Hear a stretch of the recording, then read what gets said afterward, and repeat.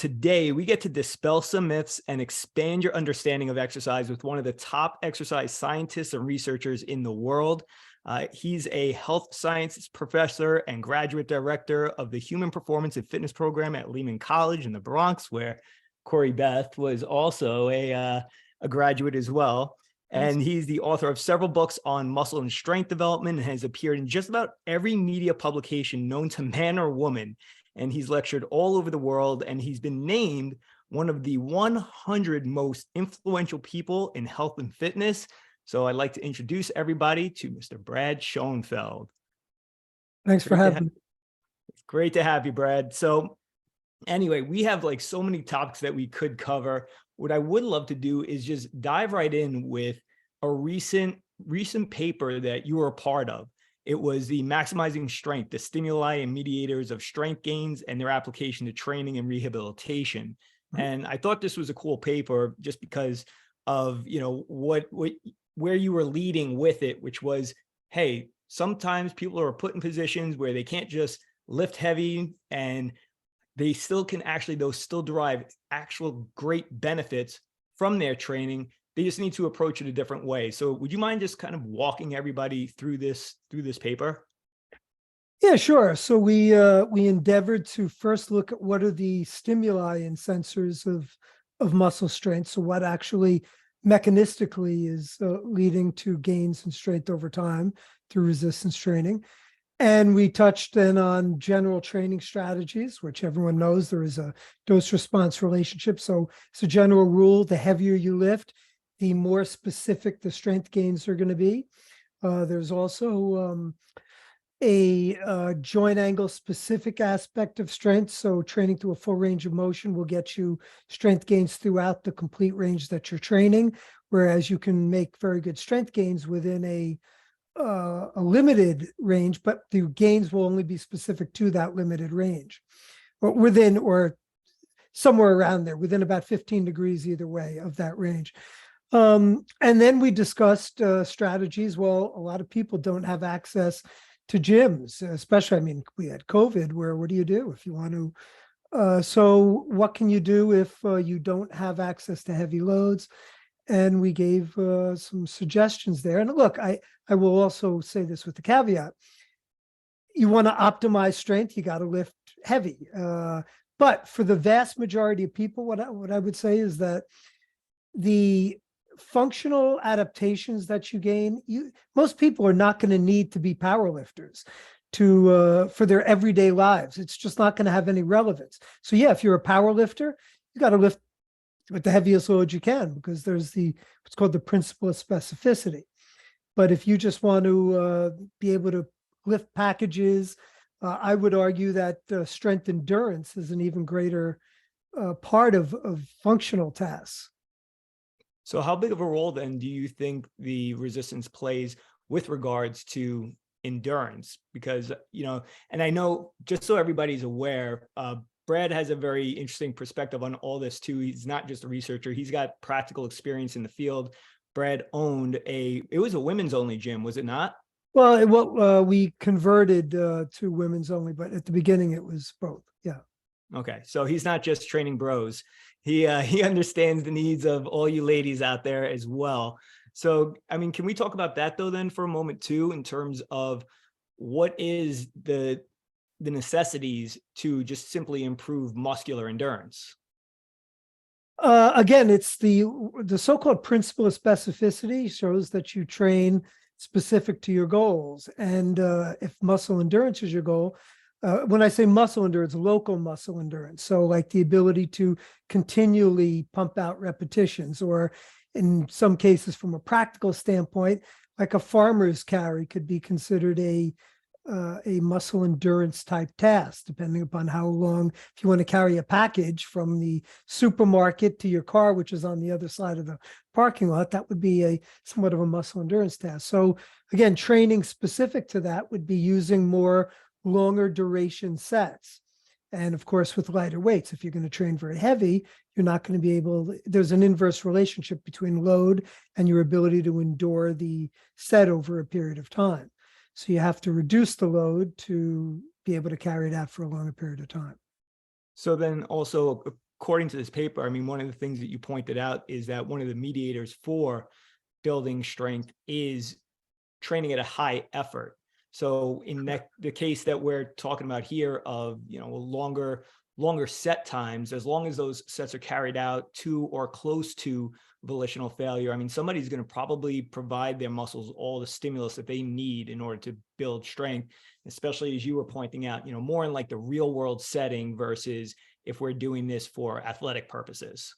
Correct. I mean, pretty much for any adaptation to take place, we look at the principle of overload, and overload is not necessarily specific to load. It's challenging your body beyond its present state. So people think the term overloads means you got to lift heavier.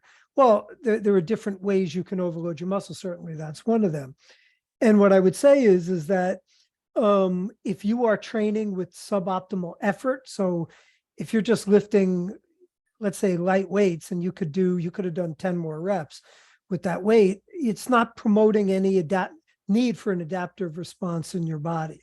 So you're not going to achieve gains. Now, at the beginning, look, when you're a newbie, almost anything is a challenge to the body. You're not used to doing something. So a newbie can make gains training a lot more with suboptimal effort to a much greater degree than people who are more and more well-trained. Yeah. And then recently, I can't remember exactly which study or paper it was, but I think there was mention, I think it was in one of yours, about how what a lot of the findings are is that for the strength gains, you don't necessarily need to be training to momentary muscular failure. However, there seems to be evidence that as one advances in their training career, that in order to induce muscle hypertrophy, muscle growth, then people need to be training closer to that point of failure. Yeah, so that was our study. There needs to be some context to that. I would say that certainly it seems with strength, there certainly is not the need to go to failure. Now, you need to be within a few reps of failure. That's why I said you need to be training with a high degree of effort. The concept of all-out failure as a necessity for strength certainly is not shown in the literature. With hypertrophy, it's a little more ambiguous. That was a meta-analysis that we carried out, which for those who don't know is a pooling of all the research on a given topic. It wasn't an individual study, but rather we looked at all the literature on the topic. And we had to rule out or exclude a certain study that showed no benefit to hypertrophy with training, less than failure, because they included a hit component in this study. And before we actually carried out the meta-analysis, we excluded any studies that had hit because there might be confounding. So anyway, if we had have included that, it would have obliterated those results. And I'm not, so here's what I would say to that. From the literature, I don't think we necessarily can make that leap. If you're asking me my opinion now, as a former practitioner, I still do believe that when you get to the higher levels of training status, so when you become more and more well-trained, like a bodybuilder, like yourself, that there may be a need to train at least some sets to failure. That having just from an effort standpoint to, again, push yourself beyond its present, push your body beyond its present capacity, there's a logical rationale to it. And what I will say is there has not been any good research that has looked at very well-trained subjects. So, we have trained subjects. If you look at the trained subjects, like the ones that we carry out in our work, they're general gym goers. So they're not highly trained bodybuilders. We just don't have research in that population. So when we talk about a well-trained individual or a trained individual, there's someone with a couple of years experience on average, 2-3 years, who go to the gym regularly, but are they pushing themselves really, really hard all the time?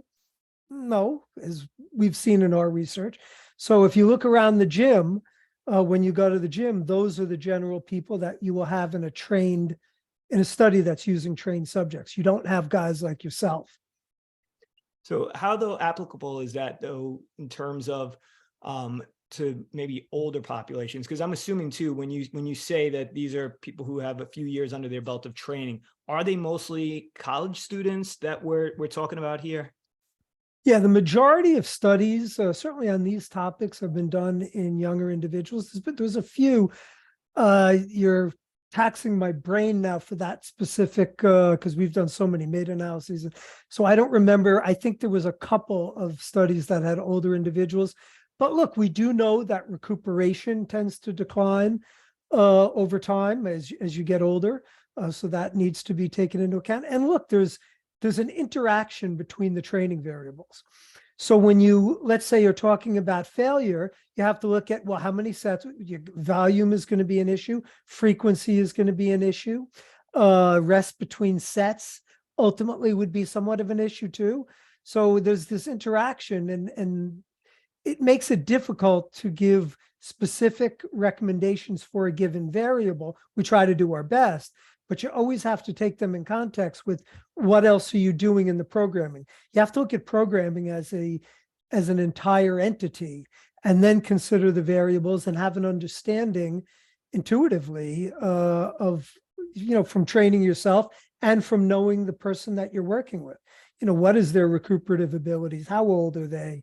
What is their training status? So these are all things that I can give you generalized recommendations for these things. Ultimately, everyone becomes an N=1 experiment, where we have research. This is one of my pet peeves, is that there's a lot of researchers kind of they're on their high horse that, research is going to tell you what to do. And it just doesn't happen that way.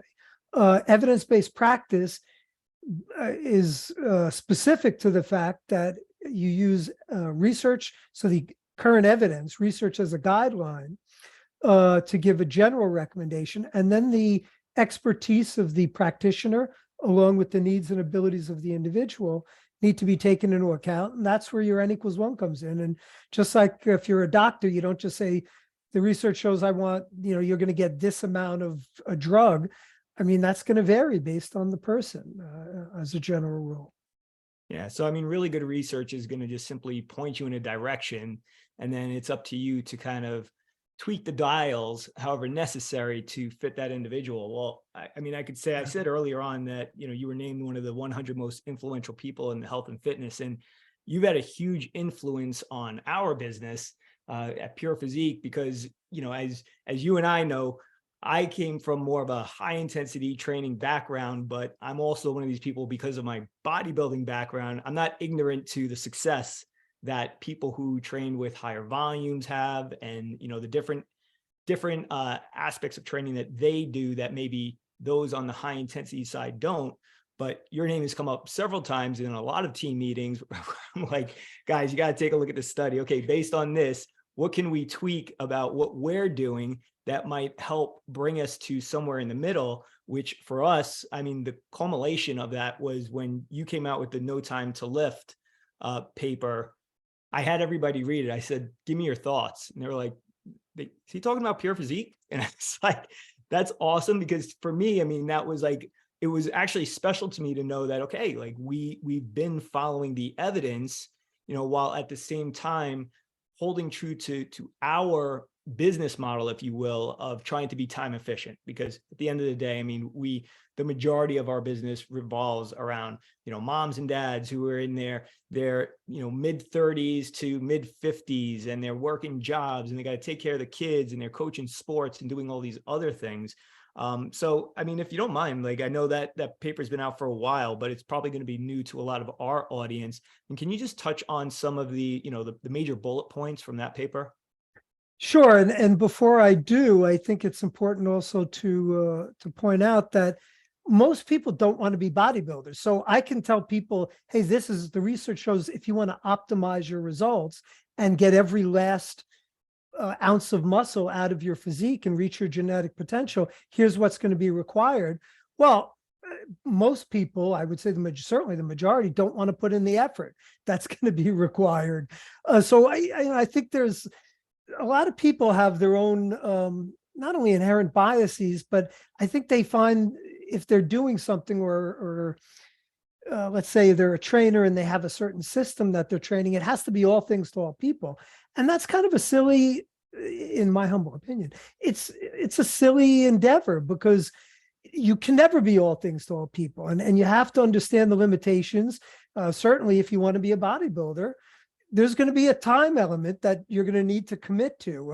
As a general rule, you're not a time efficient routine is going to be contrary, again, as a general rule, to maximizing your results. And also the complexity, having to manipulate variables becomes important. Now, again, how much more muscle are you squeezing out of that? Let's say that sponge. If you have a sponge and you're going to eke out, a certain amount of water from that sponge where you can squeeze it again, or a towel, let's say, you squeeze the towel. At some point, you're only getting a few drops out of that towel. So there's the extra effort required might not be valuable on a cost benefit basis to a majority of people. Like you're saying, if you're training mom and dads, it's just probably for them, and as a former personal trainer, the majority of my former clients weren't looking to step on stage. So with that said, the paper we wrote was called No Time to Lift, and it was about time efficient strategies for training. Because look, the primary barrier to people training, resistance training, is a lack of time, or the stated reason. And thus, if you can create situations where they can get results in a minimal amount of time, or at least kind of the minimal effective dose, you can enhance adherence, and adherence is everything. If you don't train, you're not getting any results. And lifting weights, even for, relatively if you're looking at it from a relative basis, a short period of time, let's say an hour a week even, can promote really huge improvements in your health and fitness level and your quality of life. So I don't know how deep you want to go into this, but we talked about different strategies that were available, and there's a vast number of strategies. And we did come to a general consensus. You need probably a minimum of around 4 sets per muscle to kind of get what we would think the minimum effective dose. But I would even say that's a general, it's kind of a rough estimate. And could you get results with less? Yeah. I think part of it depends upon the type of exercise you're using. We talked about using multi-joint movements because they're more time efficient. You're going to get more muscle involved with multi-joint movements. Performing with supersets, so various advanced training methods like supersets, especially a paired superset where you're doing like a press into a pull down. So you're using agonist-antagonist movements, joint movements.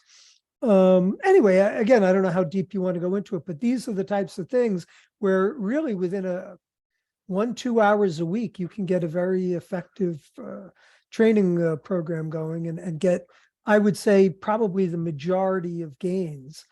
You're not going to be, if you want to step on stage, I would not say that's going to optimize your muscle development. But I think for the vast majority of individuals who are training, they will get what they want out of it, and it'll be very cost benefit effective routine.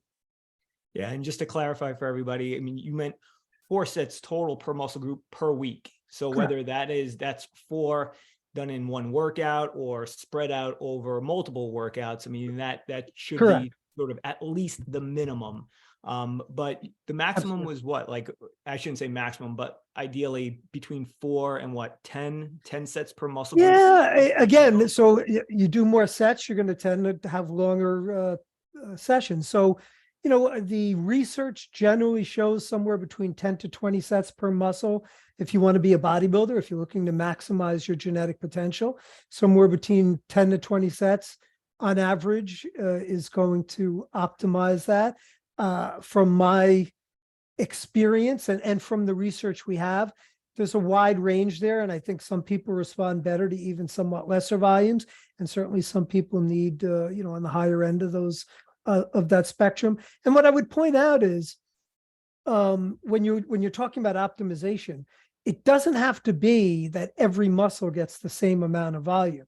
One of the things I've spoken about, and again, just we don't have literature on this, we don't have research, but it just makes all the sense in the world, is that if you have a well-developed muscle group, you shouldn't necessarily be giving it the same amount of volume as a muscle group, that's a weak point for you. So if you apportion your volume, you can make greater time efficient gains by giving more volume to muscles that are lagging and give less volume. So if you're, again, just looking at your body and you're in tune with it, as certainly bodybuilders are, as you get more experienced. As a beginner, that's kind of a non-issue, because as a beginner, you just want to train your muscles and see how your body develops. But as you get more experience, some muscles are going to overpower others. And look, from a bodybuilding standpoint, you're judged based not only on the muscle size, but on the symmetry between the muscles. So if you have a very large muscle group and you have a very weak muscle group, it's going to actually detract from your physique and from your scoring as a physique athlete or as a bodybuilder. Well, these days I only have to keep the parts looking good that Corrie-Beth likes. So that's all. That's all I'm concerned. So maybe. Well, I'd love to jump in here, and I really just love this conversation. Again, thank you for being here with us. If I could go back to Lehman and do my graduate degree again, it would be with you and not under education.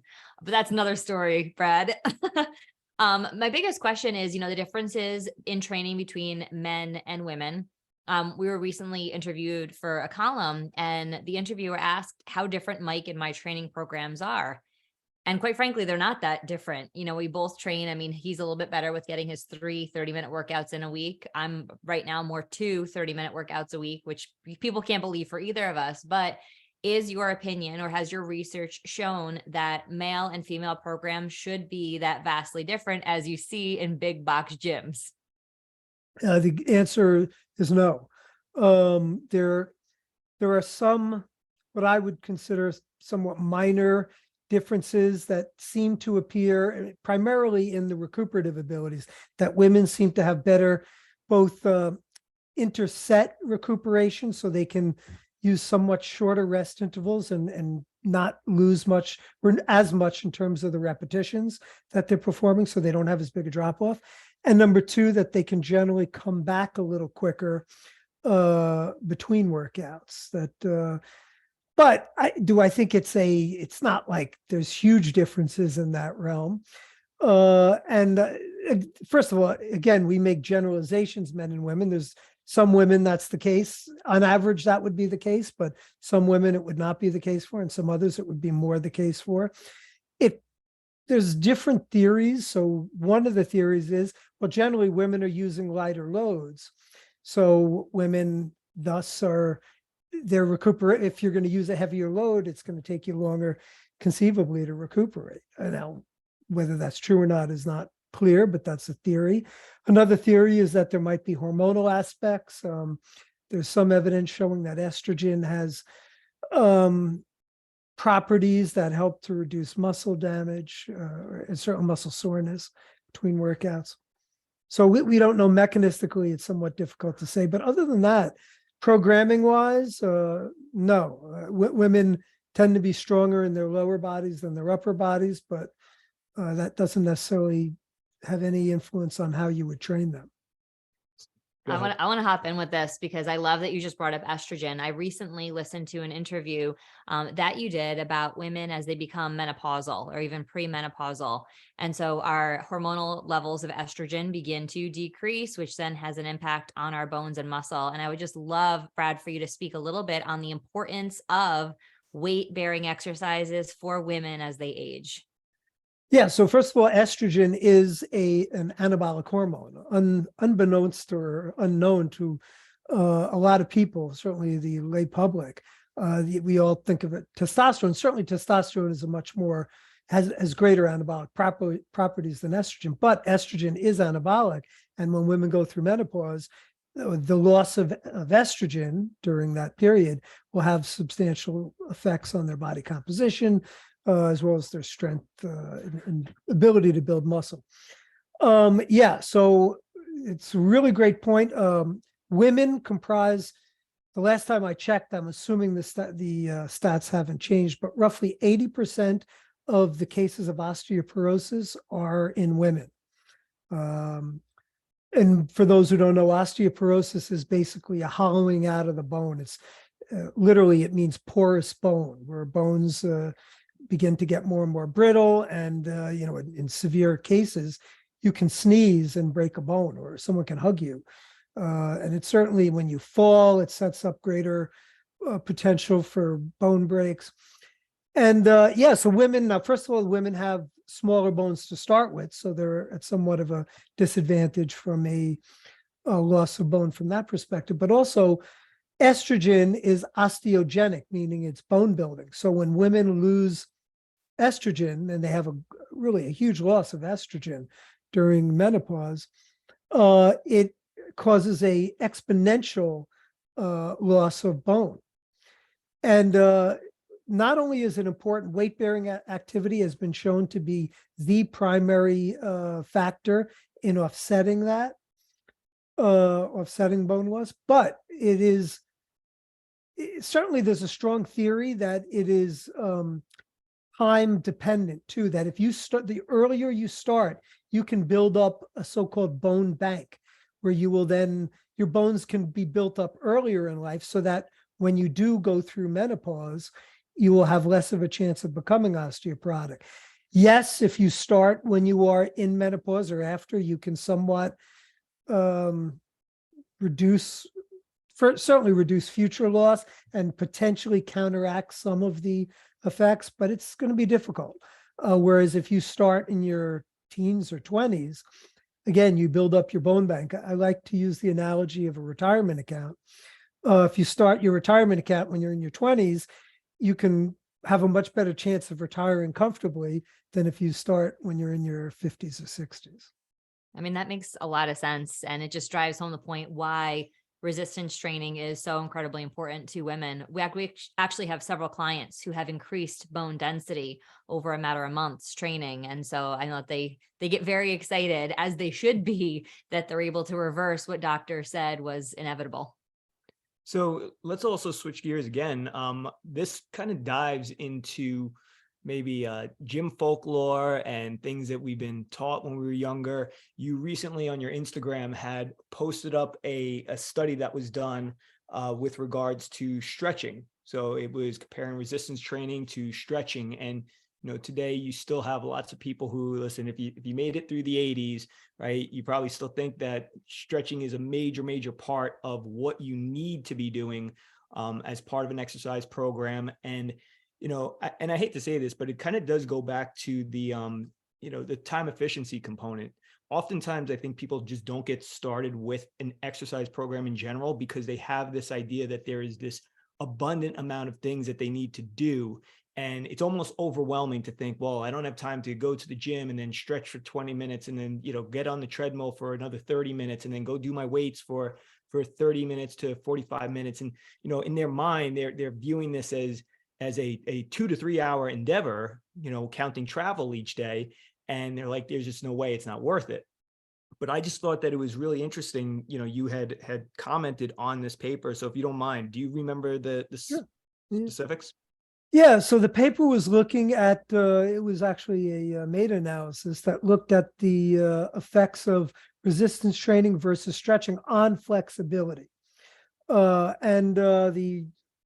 Basically the conclusions were that resistance training can be as effective as static forms of stretching for improving flexibility. And it's kind of funny that, or when I say funny, ironic, that people tend to think of weights as anti-flexibility, that you're going to get bound and that you're not going to be able to scratch your head because you're going to, well, it's just, those are just kind of silly myths that have been perpetrated. Certainly, if you're going to have muscles the size of a professional bodybuilder, yeah, will having 25-inch arms somewhat limit your ability to move. Well, yeah, but no one's going to get that without taking the pharmacology of a bodybuilder. I mean, I'm still waiting to get there. Right, I know. I could only hope. So it's just kind of silly. And if you train to it, basically the conclusions were, if you train to a full range of motion, resistance training serves as an active form of flexibility training, and that you can see flexibility gains similar to that of static stretching. Now, I want to clarify, and I hopefully I did that properly in my post, because I always try to be, you can look at headlines and try to go for the the clickbait, but for me, it doesn't mean that stretching, you never should stretch. It would depend on your goals and your needs. So your abilities. So if you are an athlete, there might certainly, that's going to give you or might give you different flexibility needs than the everyday individual. If you're an everyday individual, if you have certain things you need to do that you're not able, or certain limitations based on injury, there might be a benefit to adding stretching exercise. So stretching in combination with lifting can provide exponential benefits. But ultimately, it comes down to, are you able to carry out your functional tasks? And it's specific to the joint. You don't need to stretch so if you need to stretch, if you need to add a flexibility component, do it only specific to the joints that are non-flexible, or that the resistance training program is not giving you the results that you need through. And we actually discussed this in our No Time to Lift paper. That's one way you can substantially reduce the time of a workout, is you don't necessarily need to stretch at all. And if you do, you can limit it to just the joints. It can be a very time efficient stretching workout if it's limited only to the joints you need more flexibility in. Do you think sometimes that the reason why people maybe feel the need to implement more stretching and such, or they have this idea that, resistance training is going to get me bound up and I'm going to be tight, has a lot to do with just simply improper technique, just not understanding the proper mechanics of exercise and going through the full range of motion? Yeah, it doesn't take a rocket scientist. If you just walk into a gym, you see how people train, and many of them are going through, short ranges of motion, training only in the upper range. Let's say, the end point, they'll do shoulder press like this. They move like 3 inches with their shoulder press, or bench press, because they want to especially the guys, they want to, I put on 4 plates and I move like half an inch, and I'm benching. And yeah, is that going to improve your flexibility? No. So you have to look at proper training form as a necessary component of achieving not only stretching flexibility-based results, but overall results for muscle development and strength.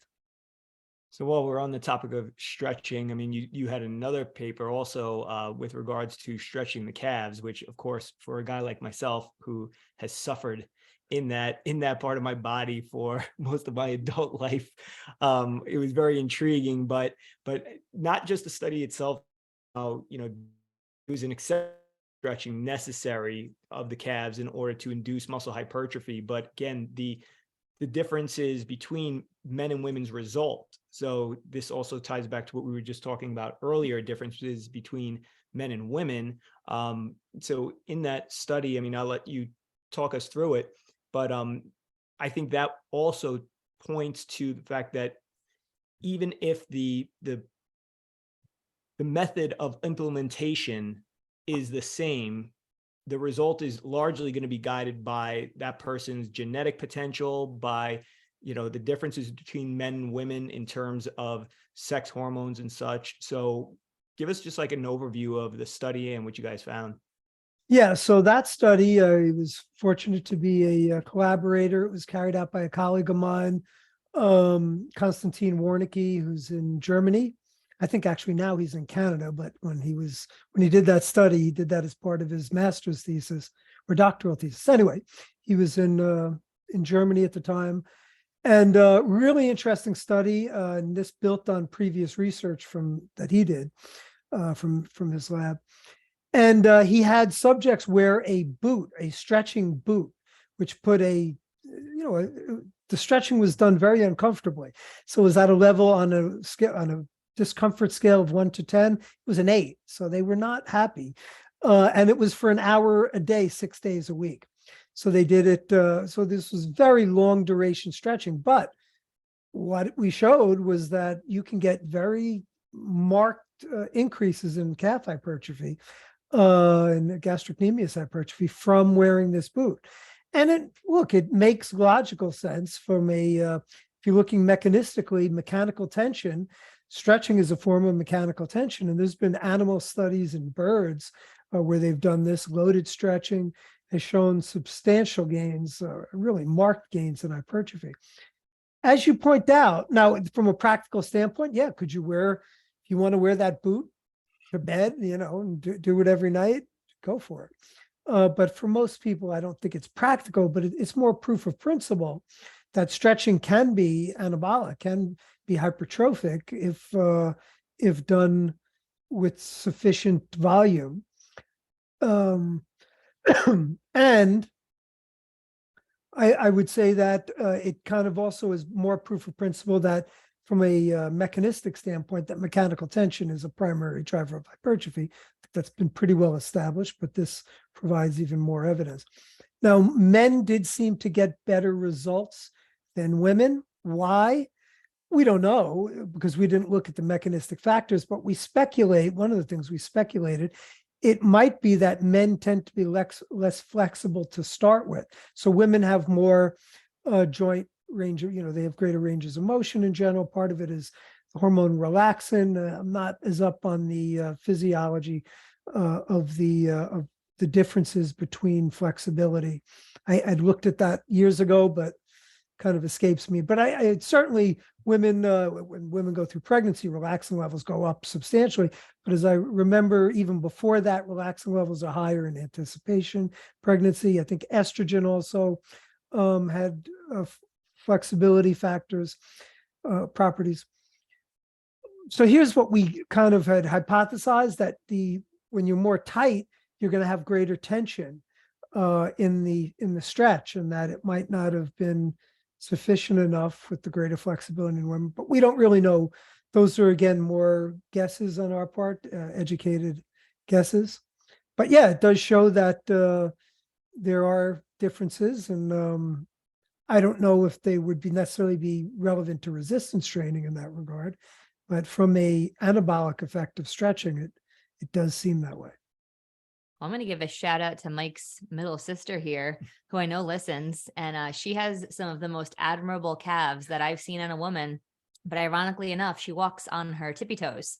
She literally, that's, I guess, how she's always walked. I just saw her last weekend at your parents' house walking around in her tippy toes. And so to your point, her calves are always flexed. Well, I would also give you this, and I don't remember if we mentioned this in the paper, but a lot of women tend to wear heels a lot. And I don't think again, the data collection was carried out in Germany, so I was not there for that aspect. But could it also be that women have achieved a higher level of their genetic potential than the men, because they are, like you said, often wearing heels, and thus their calves are kept in isometric under an isometric contraction. Well, maybe we could get you the boot, Mike, because I don't think you're going to wear heels. Yeah, no, and Catherine got all the good genetics when it comes to calf development in our family. So I got the traps, which I'm sure she's happy that she didn't get that. But anyway, so Brad, we also want to be obviously respectful of your time. What would be, I'm going to kind of put you on the spot, what would be one question that we have not asked you that we should ask you based on our audience?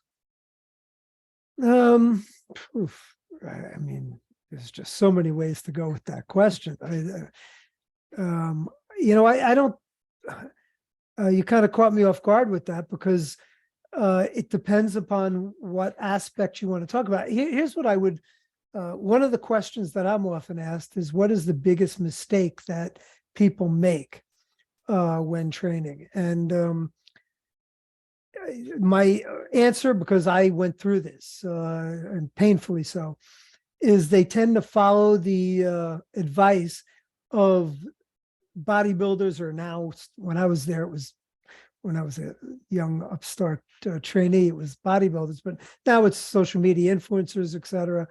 And just because, here's what I would say, is just because someone is getting results based on a claimed way they are training does not necessarily mean that you will get results based on that way. And similarly, just because someone looks great doesn't mean that they're doing what is optimizing their results. In fact, they might be getting results despite how they're training, just based on their genetics and potentially based on other things they might be doing, if you know what I mean, pharmacologically.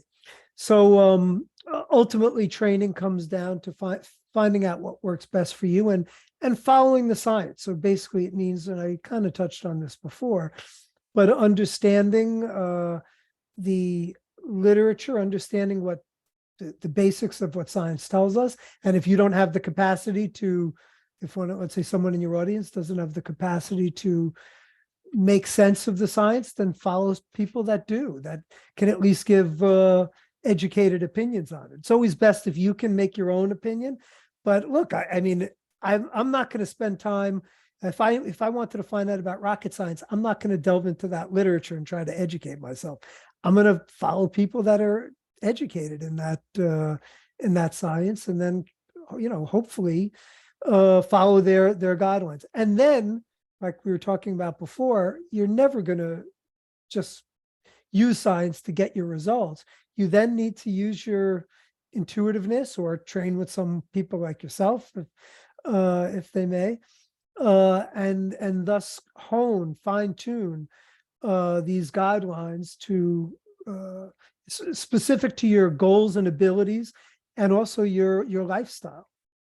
Well, and ultimately, I mean, the real end game is that the game never ends, right? That you just stay training for the rest of your life, because I think too many people, obviously we just turned into a new year, and too many people get it in their head that, oh, I'm going to do this for a period of time, and not recognizing that, especially with resistance training, I mean, it is all about longevity and just maintaining this routine. And so even if that does mean that it's not the ideal routine for maybe your goals, the fact that you just remain consistent year after year after year, I mean, you just may even accidentally arrive where you want. Absolutely. Simply because you stick with it. You just do it. Like you're saying, yeah, even if it's not ideal, getting into the gym is more than 80% of the battle. Now, if you're training improperly, you can hurt yourself. There's obviously things that can happen. You want to have a reasonably smart training program, but for that matter, it's getting into the gym, showing up is the vast majority of your results. And to your point too, it's important to realize that maintaining results requires much less time, much less of a time commitment than it takes to improve. So if you get to a certain level and you're just say, all right, I'm happy, do 2 half-hour work. I mean, you said you were doing 2 half-hour workouts.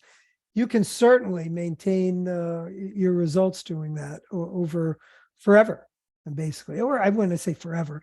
As you get older, there's going to be certain things that happen that will somewhat impair your abilities to continue at the same level. But you can.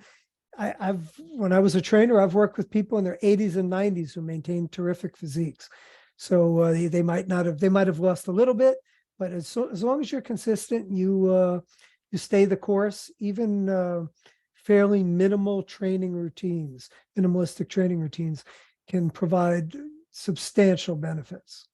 Well, I think you hit it before when you use the retirement account analogy, right? I mean, especially because we too have seen plenty of clients in their 80s and 90s, and so many of them always say the same thing. I wish I would have started this when I was younger, because that when they get up to 80, I mean, I always say I treat resistance training or the act of trying to build muscle like insurance, right? I mean, I want to have it so that if I was to lose a little muscle as I get older, I mean, I'm still nowhere near where I would be compared to the average person who didn't exercise and now has lost all of their function.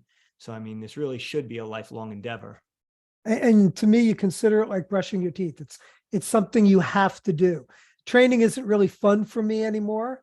It was when I was a bodybuilder. It's a job now. But it's a job I have to do, just like brushing my teeth. I don't go into the bathroom every morning to brush my teeth and say, wow, I got to brushing my teeth. I'm really looking forward to this.